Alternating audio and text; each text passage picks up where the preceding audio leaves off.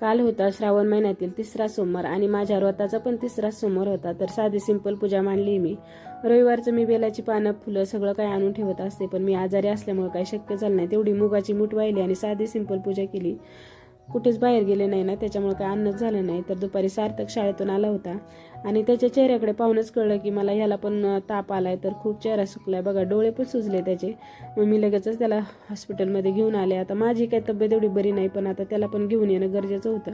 थोडक्यात थोडं म्हटलं पटकन होऊन जाईल रिकवर, नाही तर ॲडमिट करायचं म्हटलं ना मग खूप अवघड होऊन जातं.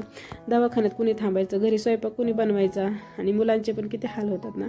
त्याच्यामुळे मी त्याला पटकन दवाखान्यात घेऊन गेले. डॉक्टरांनी त्याला इंजेक्शन दिलं. ताप नुकताच असं सुरुवातच झाली होती यायला, पण बरं झालं त्याला नेल्यामुळे ना आज त्याला थोडंसं बरं वाटते.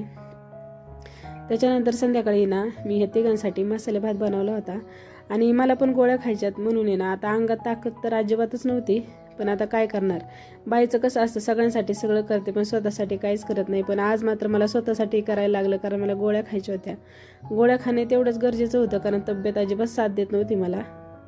त्याच्यामुळे मी ना ह्या बिना मिठाचं पीठ मळून आहे ना 4 चपात्या बनवल्या, त्याचे 3 भाग केले आणि 3 भाग करून आहे ना त्याचे असे लाडू बांधून घेतले. एक माझ्यासाठी, एक देवासाठी आणि एक प्रसाद घरातल्यांसाठी. असं हे लाडू मी बनवत असते. तर मागच्या सोमवारी काय बनवलं नव्हतं मी, तर ह्या सोमवारी गोळ्या खायच्या म्हणून आवर्जून मी बनवून घेतलं. त्याच्यानंतर आंघोळ केली. तसं तर मी आंघोळ केल्यावर 16 सोमवारच्या पूजेला आहे ना पांढरी वस्त्र नेसत असते, साडी घालत असते किंवा ड्रेस तरी पांढरा घालत असते. पण आज माझ्या अंगात अजिबातच ताकद नव्हती. आंघोळ केली मात्र गाऊनच घातला आणि मोठ्याने पोथी न वाचता मी हळूच मनातच पोथी वाचली.